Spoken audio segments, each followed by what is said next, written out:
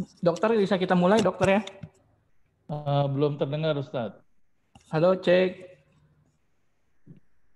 Sudah masuk suaranya, dok?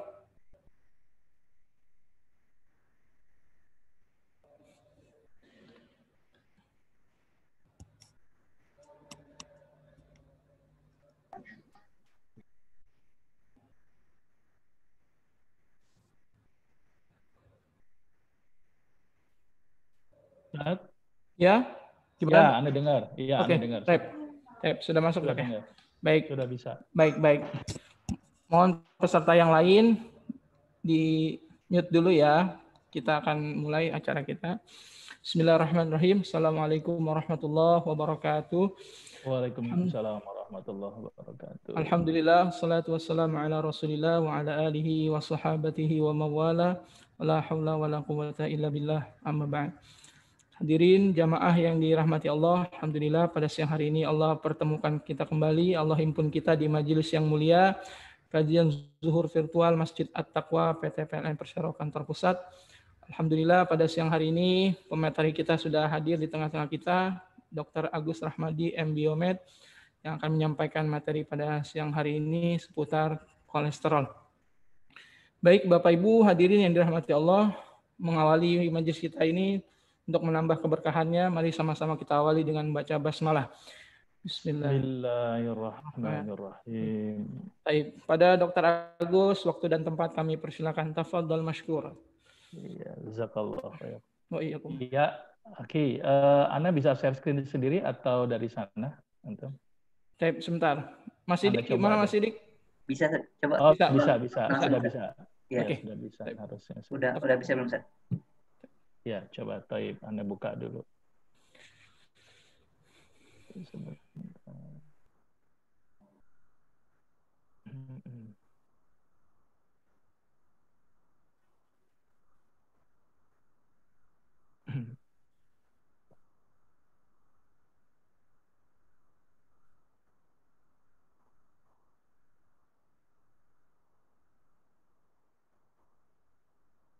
Ya.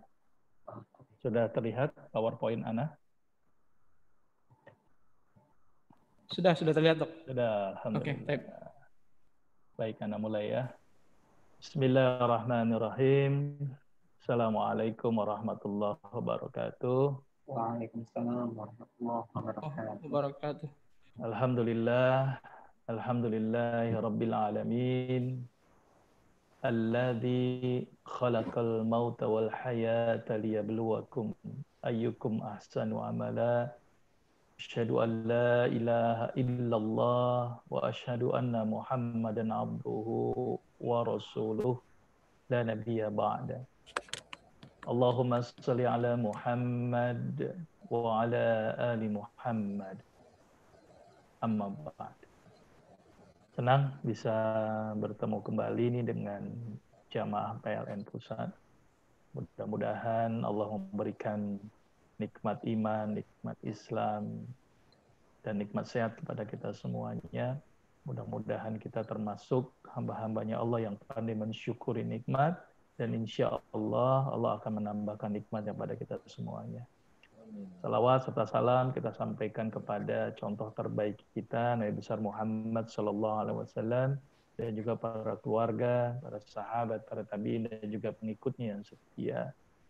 Mudah-mudahan kita bisa berkumpul dengan Rasulullah, mendapat syafaatnya di yaumil akhir nanti. Amin ya rabbal alamin. Ya, pada kesempatan ini Ana coba mau sharing nih tentang kolesterol nih. Nah, habis Idul Adha nih, biasanya suka naik nih kolesterolnya. Jadi kolesterol ini bagus apa tidak? Dibutuhkan atau tidak oleh tubuh, ya? Bagaimana kolesterol hadir di dalam tubuh? Mudah-mudahan Anda coba sharing, Anda coba berbagi dengan para jamaah, mudah-mudahan bisa dipahami, mudah-mudahan insya Allah. Baik, sebelum kita mulai, ada satu ayat yang cukup menarik, ya.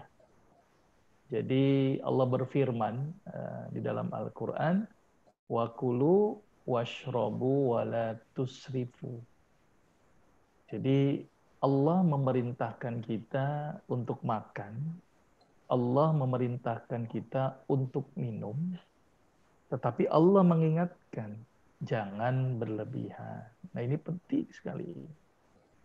Jadi makan itu juga perintah, minum juga perintah, jangan berlebihan juga perintah. Jadi kita makan, ya itu karena Allah memerintahkan kita makan. Bukan makan untuk hidup, apalagi hidup untuk makan, tetapi makan adalah sebagai salah satu sarana karena Allah ridho dengan kita dan Allah memerintahkan kita untuk makan. Jadi makan adalah untuk menggapai ridha Allah. Dan di sini Allah bikin koridor batasan, wala tusrifu. Ini penting dan janganlah kalian berlebih-lebihan. Boleh nggak makan daging? Boleh, asal jangan berlebihan. Innahu la yuhibbul musrifin. Sesungguhnya Allah tidak menyukai orang-orang yang berlebihan. Jadi makan kambing boleh, tapi jangan berlebihan. Ini hari Senin kambing, Selasa kambing, Rabu kambing, pagi kambing, siang kambing, sore kambing, ngemil kambing, ya udah. Ini yang jadi masalah, ya akan berdampak buruk kepada tubuh. Jadi Allah berfirman, makan dan minum, tetapi jangan berlebihan. Satu lagi nih Allah bikin batasan. Ya ayyuhan nas kulu mimma fil ardi halalan thayyiban. Nah, ini penting nih. Jadi perintah ini kepada seluruh manusia loh sebenarnya. Bukan hanya pada orang-orang beriman saja. Karena ini konteksnya nas, ya ayyuhan nas. Ya, suruh makan nih. Apa yang ada di bumi. Kullu mimma fil ardi. Tapi ingat, apa yang dibolehkan oleh Allah. Halal dan thayyib. Halal dan baik. Baik dari mendapatkannya, baik dari cara pengolahannya, dan baik juga cara mengkonsumsinya. Ya, jadi boleh jadi makanan ini halal, tapi boleh jadi tidak baik buat tubuh kita ketika cara-cara kita jadi salah. Nah ini penting. Jadi ada dua batasan. Jangan berlebihan, pilih yang halal, dan pilih yang baik. Ya, baik ini relatif, artinya pada orang diabetes, gula dianggap menjadi tidak baik. Ya, kalau berlebihan, pada orang yang sehat boleh diberikan. Dan dilanjutkan dalam ayat ini, wala tattabi'u khutuwatis syaitan. Dan jangan mengikuti langkah-langkah syaitan. Nah, ini yang paling penting. Jadi langkah-langkah ini nih, segala perbuatan yang buruk ya, dari cara makan yang tidak membaca doa dan sebagainya itu tolong dihindarkan. Innahu lakum aduwwum mubin. Karena memang setan itu sebenarnya musuh yang nyata sebenarnya ya, walaupun nggak kelihatan. Gitu ya. Jadi dalam dua ayat ini dipertegas disuruh makan, suruh minum, tetapi jangan berlebihan, itu yang pertama, konteksnya berlebihan, dan yang konteks kedua adalah halal dan baik. Baik, kita mulai masuk ini nih kalau Lebaran ini biasanya ya full gitu ya. Nah ini yang cukup menarik ya. Jadi ternyata kadar kolesterol itu tidak hanya pada orang tua, bahkan remaja pun sudah mulai tinggi ini kadar kolesterolnya. Jadi di sini yang masih remaja-remaja mulai waspada. Dan ternyata perempuan lebih banyak daripada laki-laki dan perkotaan lebih banyak daripada pedesaan. Jadi yang jamaah perempuan di sini waspada ya, karena ternyata memang angkanya tinggi, di samping memang jumlah perempuan juga lebih banyak dibanding jumlah laki-laki. Tapi memang perempuan kan kadar hormon estrogen, progesteronnya juga cukup tinggi dan perempuan lebih mudah gemuk dibandingkan dengan laki-laki. Jadi waspada yang perempuan di sini, hati-hati. Dan kadang-kadang mungkin makannya sedikit, tapi mubazirnya yang banyak. Jadi anaknya satu mubazir, dimakan ibunya. Anaknya 4, ya mubazir 4 kali. Walaupun ditanya, ibu makan berapa kali? Cuman sekali dok, tapi kok gemuk. Ternyata mubazirnya bisa berkali-kali tergantung jumlah anaknya. Makanya kadang-kadang perempuan ini juga berisiko tinggi kadar kolesterolnya. Terus kemudian ternyata di perkotaan itu lebih banyak daripada di pedesaan. Mungkin makanan-makanan junk food banyak di perkotaan. Makanan-makanan cepat saji banyak di perkotaan. Kalau di kampung paling apa ya? Daun singkong, ada daun dimasak, ya. Daging mungkin sangat sedikit di sana ya. Lebih banyak kepada makanan-makanan yang memang diolah dan kadang-kadang lebih banyak kepada sayur dan buah karena memang di pedesaan sangat mudah untuk mendapatkan sayur-sayuran. Nah, di perkotaan banyak makanan yang cepat saji. Nah, cepat saji ini yang sebenarnya cukup berisiko. Karena tadi kandungan lemaknya yang sangat tinggi, yang dikhawatirkan bisa menyebabkan penimbunan kolesterol di dalam darah. Ya. Nah, ternyata data juga menunjukkan bahwa kadar LDL. Nah, ini nanti ada saya terangkan apa itu LDL, apa itu HDL. Secara gambaran dari kolesterol ya, tapi yang pasti di sini kadar LDL atau lemak buruknya itu pada usia di atas 50 tahun kadang-kadang porsinya ini cukup besar gitu ya. Jadi waspada ini. Nah, ini yang harus kita pahami dulu ya. Kolesterol itu berdasar dari kata kole dan sterol. Kole itu empedu, sterol itu susunan kimia dari senyawa sterol.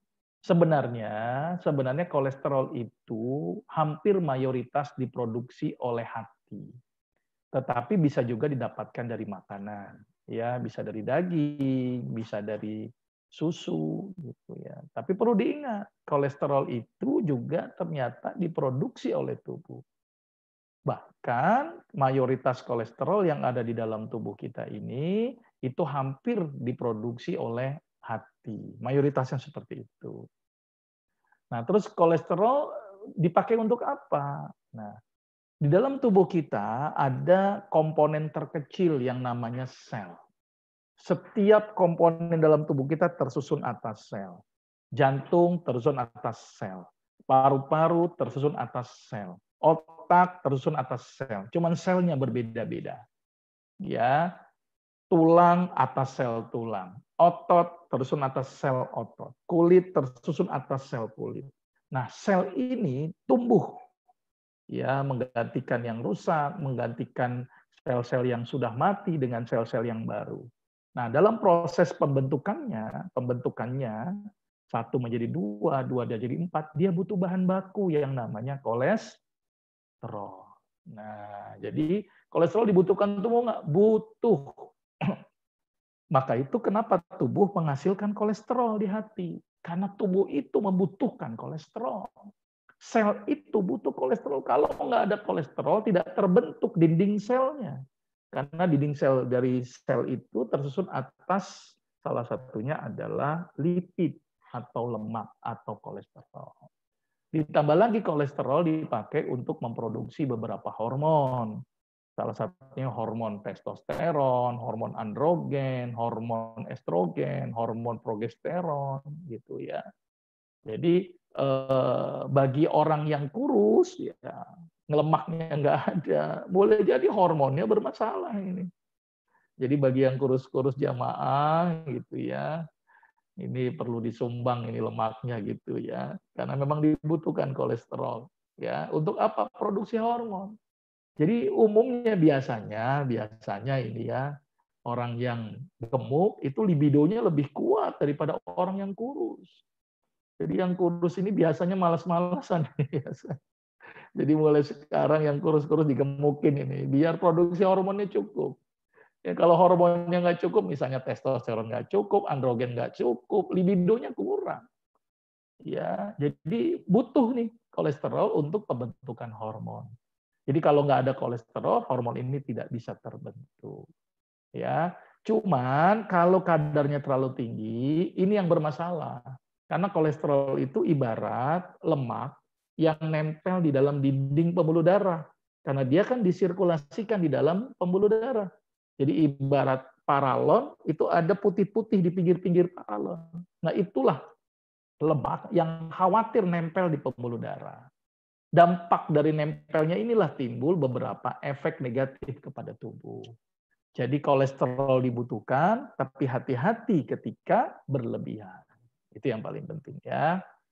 Nah, ini bagaimana metabolisme atau proses lemak di dalam tubuh. Jadi melibatkan usus, melibatkan hati, melibatkan pembuluh darah untuk menyalurkan hasil produksi kolesterol. Jadi bahan-bahan baku yang didapat dari makanan, selain juga mengandung kolesterol dari makanan tersebut, ternyata ada zat-zat yang memang dibutuhkan oleh hati untuk membentuk kolesterol. Jadi gitu gambarannya ya. Ini prosesnya, ini proses mungkin nggak perlu ya, ini terlalu ribet ya. Nah ini lebih ribet lagi, tapi bagaimana proses pembentukan kolesterol ini dibentukkan untuk apa? Untuk pembentukan hormon di testis, di ovarium, di adrenal. Maka itu kenapa wanita-wanita yang kurus itu kadang-kadang sering ada gangguan hormonal. Karena mungkin asupan hormonnya yang sangat sedikit. Cuman kalau terlalu gemuk pun beresiko gitu ya, menyebabkan timbulnya penyakit. Ini ginjal, ini ovarium. Ovarium itu indung telur perempuan, ini testis laki-laki, ini tiroid. Ya, tiroid itu di sini. Ya, dia untuk memproduksi hormon metabolisme T3, T4 ya. Itu biar untuk metabolismenya berjalan dengan baik ya. Jadi kesimpulannya hormon dibutuhkan oleh sel, lemak dibutuhkan oleh sel, kolesterol dibutuhkan oleh sel, dan kolesterol juga dibutuhkan untuk pembentukan hormon. Tapi apabila berlebihan akan berdampak ke dalam tubuh. Nah, kadang-kadang kolesterol yang tinggi itu nggak nimbul gejala tuh, nggak sadar itu kalau kolesterolnya tinggi. Tiba-tiba stroke, tiba-tiba jantung, gitu ya. Maka itu kadang-kadang perlu itu dites kolesterolnya. Ya, tapi yang paling valid kalau mau tes kolesterol sebaiknya puasa dulu minimal 12 jam dan diambil dari darah vena. Ya, tapi minimal ada gejala-gejala. Walaupun gejala ini tidak spesifik, misalnya tengkuk rasa berat gitu ya, terus kemudian tidak nyaman di dalam tubuh, walaupun ini nggak spesifik. Tapi biasanya orang baru sadar sakit kolesterol ketika sudah mulai ada serangan-serangan, misalnya nyeri jantung, nyeri dada di sebelah kiri, akibat jantungnya tersumbat, yang disebut dengan jantung koroner. Siapa yang menyumbat? Salah satunya tadi, mungkin kolesterol yang buruk berlebihan di dalam tubuh. Oleh karena itu pentingnya kita juga mengecek kadar kolesterol kita di dalam tubuh. Ya. Nah, ini ada 2 kolesterol yang perlu kita perhatikan. Sebenarnya kalau di lab itu ada kolesterol total, trigliserid, LDL, dan HDL. Apa itu LDL? Bahasa gampangnya kolesterol buruk. Apa itu HDL? Bahasa gampangnya kolesterol baik. Ya. Kalau banyak buruknya dibanding baiknya, maka akan berdampak kepada kesehatan yang endingnya numpuk di dinding pembuluh darah. Bayangkan seperti paralon di saluran dapur kita, kalau kita banyak masakan lemak, maka dinding paralonnya akan ada putih-putihnya. Bayangkanlah seperti itu, pembuluh darah yang mengandung lemak buruk berlebihan, menyebabkan endapan lemak di dalam dinding pembuluh darah, yang akibatnya bisa menyebabkan aterosklerosis. Apa itu? Jadi numpuk itu endapan-endapan lemaknya, sehingga menyebabkan apa? Kaku pembuluh darahnya bahkan, dan jadi sempit sehingga aliran darah menjadi masalah. Kalau ke otak bikin stroke, kalau ke jantung bikin serangan jantung, kalau ke ginjal bisa menyebabkan kerusakan pada ginjal. Ya, jadi lemak yang sangat bagus salah satunya adalah HDL. Apa itu HDL? High density lipoprotein. Jadi kolesterol itu kalau masuk dalam sirkulasi darah dia butuh pembawa. Kan lemak tidak bisa bersatu dengan air, maka itu butuh media. Salah satunya adalah protein. Maka itu tergabunglah dalam lipoprotein. Nah, jadi diikat dengan protein, kemudian lemak bisa masuk dalam sirkulasi darah. Nah, ketika sirkulasi darah, ada yang low density, ada yang high density. Apa itu density? Density itu adalah daya pantul, gampangnya gitu ya.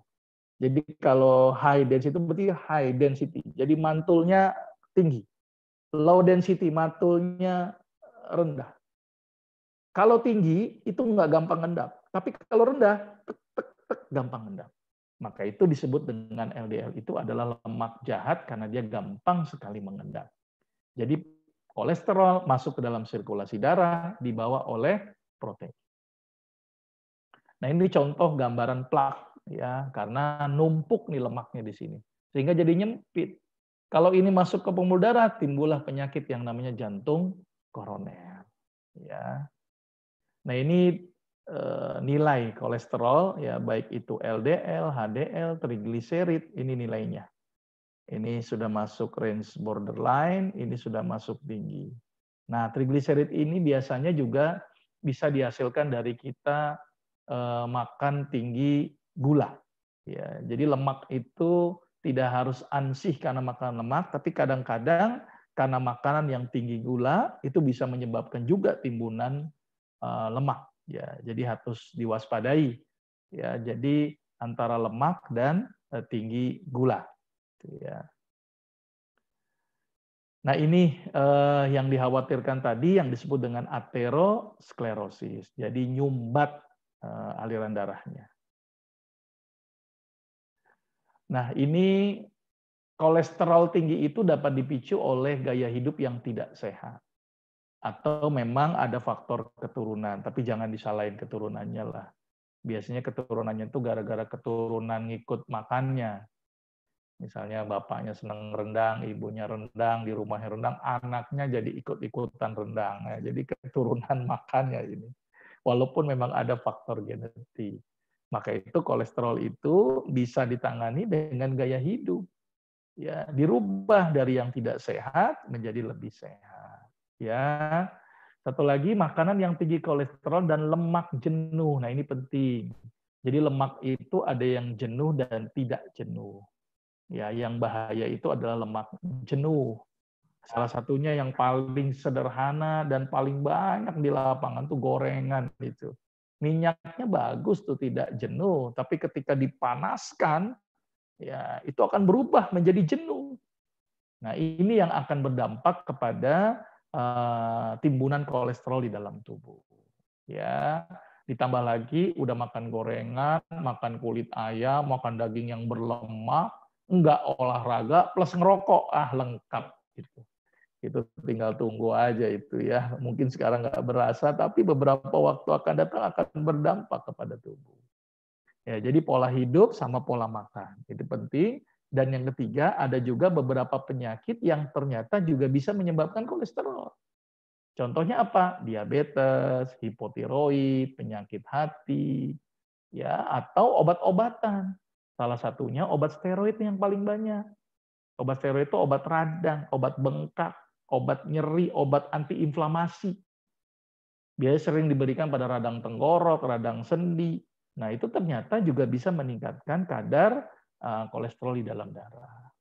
Jadi bisa karena pola hidup, ataupun karena faktor genetik, pola makan, kemudian satu lagi adalah penyakit penyerta.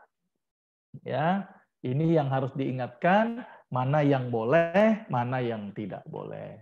Jadi kalau perlu boleh makan daging, barengkanlah dengan serat, ini penting. Jadi ada penyeimbangnya itu. Banyaklah makan sayur, banyaklah makan buah. Kalau mau pakai minyak sebaiknya tidak dipanaskan, tapi ditaburkan misalnya olive oil, itu banyak kandungan HDL-nya. Cuman syaratnya jangan dipanaskan, karena kalau dipanaskan jadi rusak lagi. Itu ya. Nah, ini hati-hati junk food sebaiknya dihindari gitu ya. Ikutin kayak orang zaman dulu makannya singkong rebus, jagung rebus gitu ya. Itu jauh lebih aman gitu ya. Oke, terus bagaimana pengobatannya? Dalam dunia kedokteran, dokter akan memberikan obat namanya statin. Mereknya banyak lah, tapi isinya simvastatin, atorvastatin, nah itu contohnya. Cara kerjanya gimana dia? Menghambat HMG-CoA. Jadi menghambat proses pembentukan kolesterol di hati. Jadi hatinya diutik-utik. Gitu ya. Terus ada obat lagi namanya ezetimibe, ya, fibrat, baik itu fenofibrat atau gemfibrozil. Ini contoh obat-obatan. Apakah ini menyembuhkan? Secara teoritis memang bisa menurunkan kadar kolesterol. Tetapi kadang-kadang menimbulkan efek. Apa efeknya? Nah, ini yang dikhawatirkan. Jadi ternyata membuat efek yang kadang-kadang kita nggak sadar ini. Coba kita lihat efeknya di sini. Bikin apa? Disfungsi ereksi. Nah, ini yang nggak nyaman buat laki-laki. Udah sakit kolesterol tinggi, bikin disfungsi ereksi, terus minum obat, tambah disfungsi ereksi. Ini jadi masalah ini laki-laki. Jadi hati-hati yang minum kolesterol ini. Ini jadi kadang-kadang tidak nyaman ini. Terus kemudian apa? Memory loss, cepat pikun, lebih cepat pikun, lebih cepat timbul penyakit Alzheimer. Ya, bahkan dalam jangka panjang itu bisa menyebabkan depresi. Jadi banyak orang yang depresi nih, takutnya kebanyakan obat. Terus bagaimana dok kalau nggak minum obat? Kolesterol tinggi resiko, minum obat ada efek. Gimana solusinya? Kita coba dengan cara yang sederhana dulu.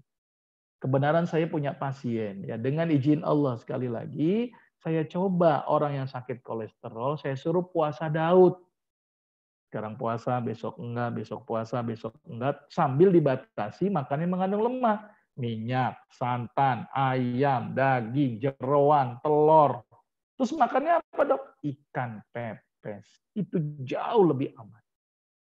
Nah, ternyata puasa Daud setelah saya bandingkan dengan obat statin, memang statin turunnya cepat, bagus. Tapi kalau statinnya di stop, naik lagi tuh kolesterolnya. Tapi kalau Daud memang lambat, tapi setelah Daudnya di stop, stabil dia. Ini hebatnya puasa Daud. Jadi banyaklah puasa. Ya, itu solusi yang paling sederhana. Ada nggak obat yang paling mudah? Nah ini, ada beberapa obat yang ternyata mampu menghambat HMG-CoA juga. Hampir sama dengan simvastatin, tapi dia tidak menimbulkan efek negatif. Apa salah satunya? Kunyit, temulawak, bawang putih. Nah ini cara kerjanya juga menghambat HMG-CoA di hati. Tapi dia memiliki efek pelindung fungsi hati. Tapi dia juga memiliki efek memperbaiki fungsi lambung. Tapi juga dia memiliki efek multireseptor. Jadi juga menimbulkan efek antiinflamasi. Ini bedanya herbal sama kimia sintetik. Kalau kimia sintetik targetnya single reseptor. Jadi kadang-kadang menimbulkan efek yang kadang-kadang menimbulkan efek samping. Tapi kalau herbal bukan berarti tanpa efek samping, juga ada efek samping. Ya, cuman efek sampingnya lebih minimal. Ditambah dia memiliki target banyak reseptor sehingga sangat aman. Caranya bagaimana? Bisa dengan temulawak dan kunyit, ambil dua jari, potong kecil-kecil, direbus dengan 3 gelas air menjadi 1 gelas air. Bisa dengan cara seperti itu. Bisa dengan cara dimasukkan ke dalam makanan. Jadi pepes ikan, kunyitnya yang banyak. Atau bawang putih. Nah ini sering nih kita pakai bawang putih, ternyata prosesnya yang menyebabkan jadi dia tidak berfungsi. Bagaimana cara penggunaan bawang putih? Sebaiknya bawang putih diberikan ketika tidak mengalami proses pemanasan. Sering terjadi bawang putih itu diongseng dulu, itu zatnya sudah berusak. Jadi sarannya bawang putih itu ditaruh setelah masakan matang, gitu, jadi berulek baru cemplung. Itu jauh lebih aman. Terus kemudian makan apel sebelum makan, minum jeruk lemon sesudah makan. Ini cara yang sederhana, karena ternyata apel mampu mengikat lemak karena kandungan pektinnya, jeruk lemon juga mampu melisiskan lemak. Jadi makan apel, jeruk lemon, puasa, olahraga, temulawak, dan kunyit. Ini hal yang sederhana, tapi ternyata dengan izin Allah itu sangat bagus. Sambil makanannya coba dipanggang, direbus, dikukus. Jadi benar tuh orang-orang itu kalau tuh nyate, itu lebih aman sebenarnya sate. Tapi jangan sampai gosong. Kalau gosong, nah itu dia jadi timbul zat karsinogenik yang dikhawatirkan bisa menyebabkan munculnya kanker di dalam tubuh kita. Boleh dipanggang, boleh disate, tetapi jangan sampai gosong. Ya, cukup untuk sekedar mematangkan saja. Nah, ini cara-cara yang sederhana. Ya, puasa, olahraga, perbanyak makan serat, terus kemudian makanan tolong diolahnya lebih banyak dipanggang, direbus atau dikukus. Boleh makan daging, tapi jangan berlebihan. caranya paling bagus dipanggang, jangan sampai gosong. Itu cara-cara yang sederhana. Tapi tolong dibarengi dengan pola-pola seperti ini. Nah, mudah-mudahan bagi yang kolesterol, silakan coba dengan cara-cara yang sederhana. Pengalaman saya dalam waktu 3 bulan, kok hasilnya cukup bagus dalam menurunkan kadar kolesterol. Gitu ya. Ini cara-cara yang sangat sederhana. Ya. Dan ini terakhir bahwa kunyit itu dahsyat, tidak hanya untuk penurun kolesterol, tapi meningkatkan imun sistem, antiinflamasi, mencegah Alzheimer, antioksidan. Ya, jadi cukup banyak tuh manfaat kunyit. Bahan alam yang sederhana yang sudah terbukti jutaan tahun, ya orang kita pakai bikin nasi kuning ternyata bermanfaat sangat luar biasa. Merek dagangnya kurkuma. Merek luar negerinya apa tuh? Turmeric. Ya, jadi kalau di luar negeri nyari kunyit nggak ada, turmeric adanya. Ya, cuman harganya mahal kalau sudah ganti merek. Kalau tulisannya kunyit murah mungkin 1.000 dapat, tapi kalau tulisannya turmeric mungkin bisa puluhan ribu. Atau kurkuma udah mahal. Jadi gara-gara beda nama ternyata mahal. Padahal mah kunyit atau temulawak. Baik, itu gambaran sedikit tentang bagaimana kolesterol, dan saya simpulkan Allah mengingatkan kepada kita, kulu wasrobu wala tusrifu, makan dan minum jangan berlebihan. Terus halal dan thayyiban, yang halal dan baik. Jadi silakan makan kambing, silakan makan daging, tetapi jangan berlebihan, dan prosesnya pun sebaiknya dipanggang gitu ya, tanpa harus digosongkan. Itu jauh lebih aman. Mudah-mudahan kita terhindar dari penyakit kolesterol yang berlebihan, dan bagi yang menderita penyakit kolesterol mudah-mudahan disembuhkan oleh Allah, dan mudah-mudahan ini bisa bermanfaat, dan mohon maaf kalau ada kata-kata yang salah, selebihnya kita dialog nih. Afwan nih, mudah-mudahan pas waktunya. Ana akhiri, assalamualaikum warahmatullahi wabarakatuh. Waalaikumsalam warahmatullahi wabarakatuh. Ya. Baik, dokter, kita masuk ke sesi tanya jawab ya. Insya Allah sudah ada beberapa pertanyaan yang masuk dari sahabat-sahabat kita. Mungkin bisa langsung dijawab, dokter. Oh iya, Anda bacakan saja dari sini ya, langsung ya. Nah. Baik. Terus yang pertama, anak-anak usia sekolah kan banyak yang pola makannya nggak benar, malas makan sayur, ngemil, jajan gorengan di jalan, dan masalah umum anak lainnya. Tapi kenapa juga anak-anak usia sekolah jarang yang kena kolesterol? Iya, karena pada anak-anak kebutuhan lemaknya banyak, Bu, untuk otak, untuk pertumbuhan. Nah, kalau Bapak dan Ibu kan sudah nggak masa pertumbuhan lagi nih. Jadi masa penyusutan. Jadi kebutuhan lemaknya jauh lebih sedikit. Jadi lebih banyak kepada vitamin dan mineral. Tapi perlu waspada loh, Bu, walaupun kebutuhannya banyak, tapi kalau inten terus-menerus, itu pun juga bisa berdampak buruk kepada tubuh. Jadi saran saya harus dibarengi dengan makan sayur. Ya, kenapa anak tidak kena gampang kolesterol tadi? Kebutuhannya banyak terhadap lemak.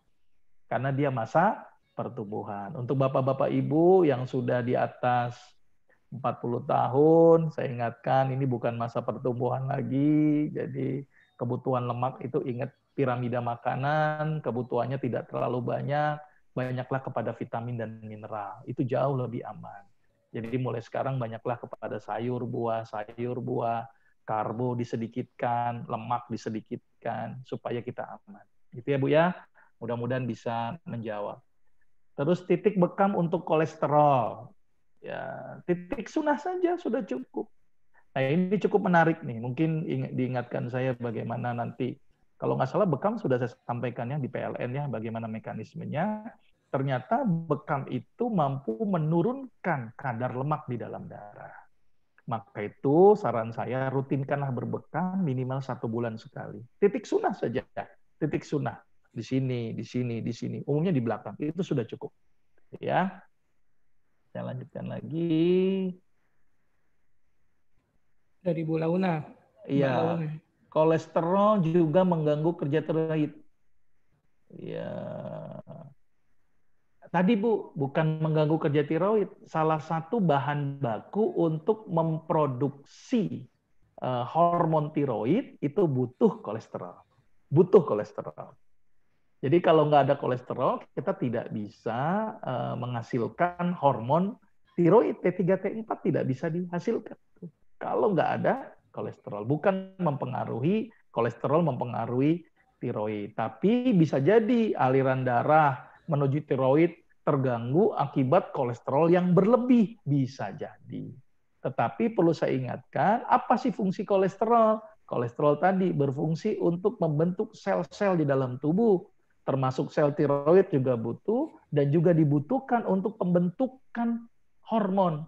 Salah satu hormonnya adalah tiroid, ovarium, testis, adrenal, itu semuanya butuh bahan baku kolesterol. Jadi tadi saya menerangkan kolesterol itu tidak selamanya berdampak buruk, bahwa kolesterol juga bisa digunakan atau dibutuhkan oleh tubuh. Jadi nggak ansi orang kolesterol image-nya buruk. Orang kurang kolesterol juga cukup berbahaya, bisa berdampak kekurangan beberapa hormon di dalam tubuh. Ya, kalau muncul benjolan perlu diperhatikan. Benjolan di tiroid itu seperti apa? Ada benjolannya karena hipertiroid. Ada benjolannya karena hipotiroid. Ada benjolannya karena lipoma saja, tumor lemak saja, atau kistoma saja. Kalau untuk lihat benjolannya dilihat dulu, kena ke bagian apanya. Kalau lipoma kan bagian lemaknya, kistoma mungkin juga bagian subkutisnya. Tapi kalau hipertiroid atau hipotiroid kan kena di kelenjarnya. Maka saran saya diperiksalah USG itu untuk melihat kemungkinan terkenanya di bagian apa. Slide-nya sudah saya share ke Ustadz ya, nanti tinggal di-share ke grup ya. Terus kemudian bahan baku obat-obatan atau suplemen kan umumnya dari tumbuh-tumbuhan juga. Apakah suplemen tersebut bisa menggantikan porsi makanan sehat anti kolesterol? Ya, jadi begini Bu, suplemen dibutuhkan ketika memang tubuh kekurangan. Tapi sebaik-baik suplemen adalah yang dari makanan saja. Kita butuh vitamin C, pakai jeruk lemon saja. Itu jauh lebih alami gitu ya. Tapi ada beberapa orang yang memang butuh suplemen karena intake-nya bermasalah. Apakah suplemen itu bisa dipakai menggantikan posisi makanan sehat? Enggak juga ya Bu ya. Jadi kadar suplemen kan terbatas. Kalau misalnya Ibu menggantikan makanan sehat diganti dengan suplemen, berapa banyak suplemen yang akan Ibu butuhkan dan masukkan, dan borosnya jadi luar biasa. Jadi saran saya, boleh suplemen, tapi pilihlah yang memang Ibu butuhkan saja.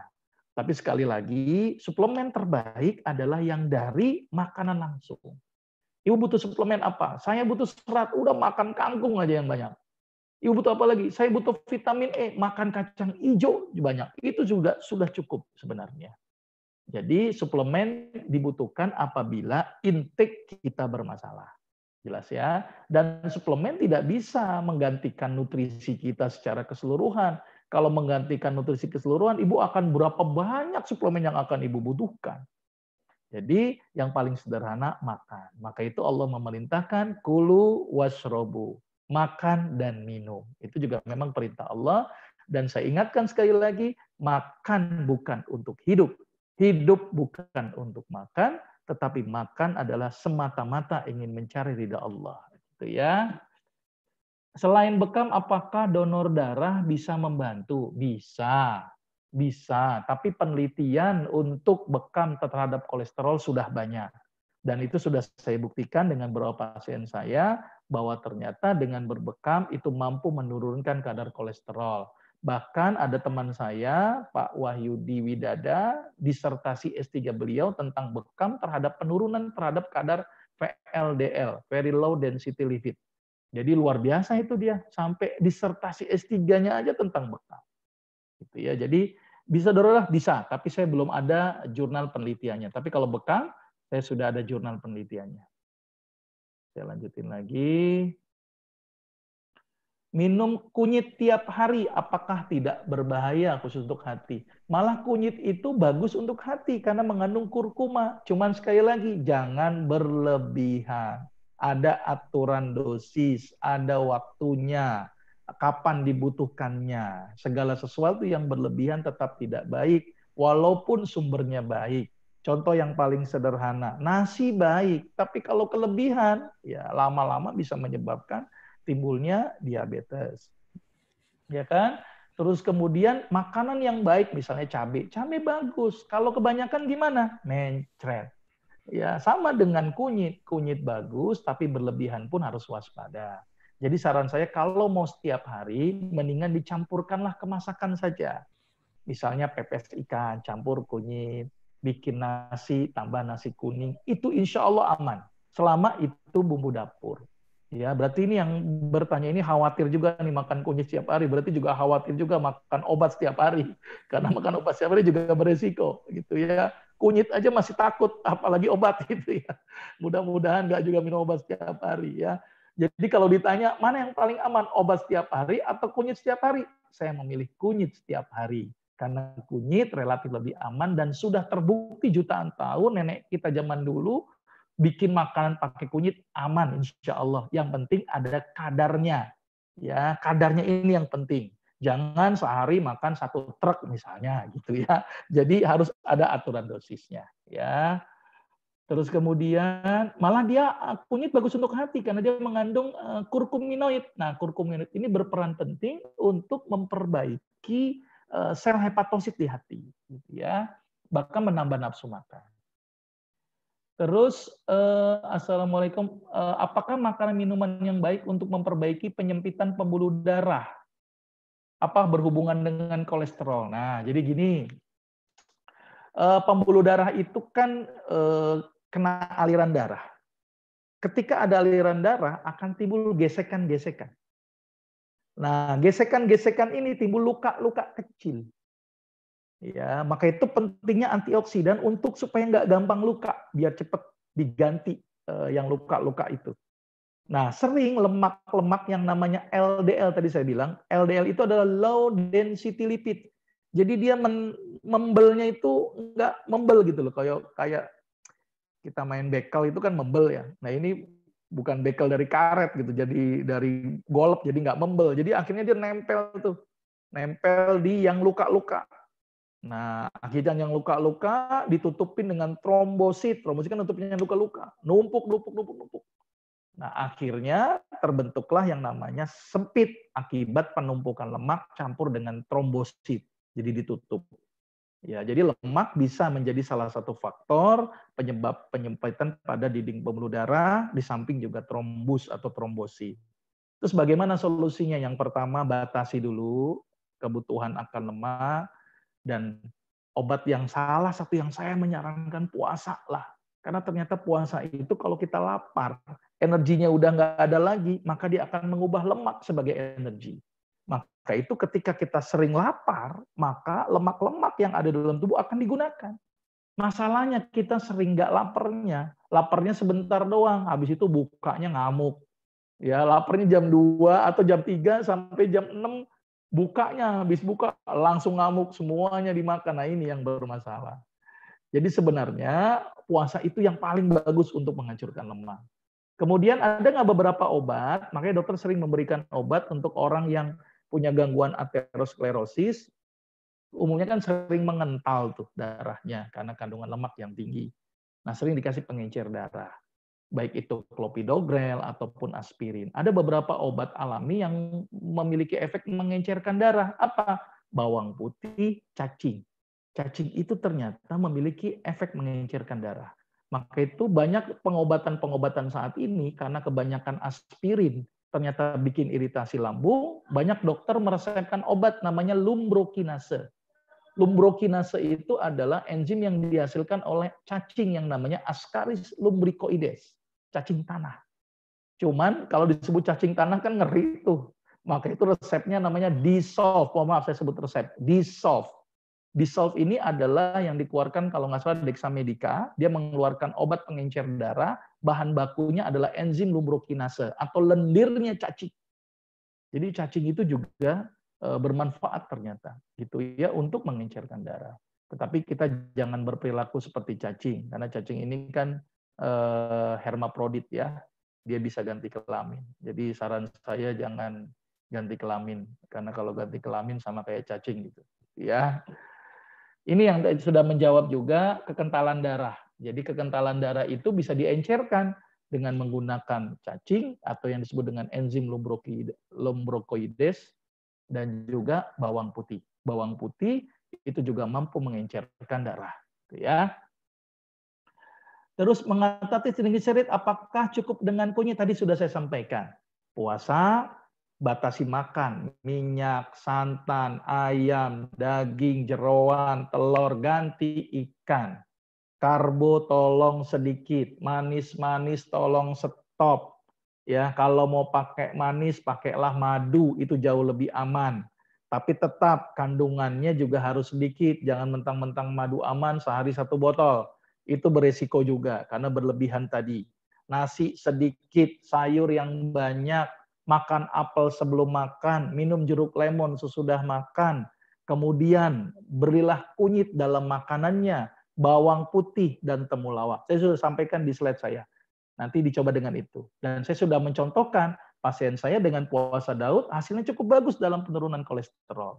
Gitu ya. Jadi dicoba dengan cara-cara yang alami. Kalau dengan cara-cara alami tidak berespon, boleh kita menggunakan obat-obat kimia sintetik. Mengingat bahayanya obat kimia sintetik ini yang saya khawatirkan. Tadi saya sudah sampaikan bahayanya statin. Statin itu bisa menyebabkan disfungsi ereksi. Statin bisa menyebabkan demensia. Statin bisa menyebabkan Alzheimer. Ini cukup berisiko. Ya, bahkan bisa menyebabkan kelelahan, kelemahan, weakness gitu ya. Jadi harus diperhatikan. Karena ketentuan waktu, oh ya sudah, berarti sudah habis ini. Baik, mudah-mudahan bermanfaat. Mohon maaf kalau ada kekurangannya. Nanti slide-nya semuanya sudah saya berikan ke Ustadz, gitu ya. Itu Ustadz. Baik. Baik, jamaah yang dirahmati Allah, kita akan terima kasih pada Dr. Agus penyampaian materinya pada siang hari ini, dan mudah-mudahan tanggal 20 bulan 5. halo. Tapi di rumah tunggu tanggal 20 bulan 4. Ibu ini. Ya. Baik, jamaah yang dirahmati Allah, alhamdulillah pertemuan kita pada siang hari ini, majelis kita pada siang hari ini kita cukupkan. Adapun pertanyaan-pertanyaan yang belum disampaikan mungkin nanti bisa disampaikan di pertemuan berikutnya. Kita ucapkan jazakumullah khairan katsira kepada Dr. Agus atas ilmu dan waktunya. Semoga barokah selalu. Dan juga kepada jamaah kami informasikan ya, untuk kajian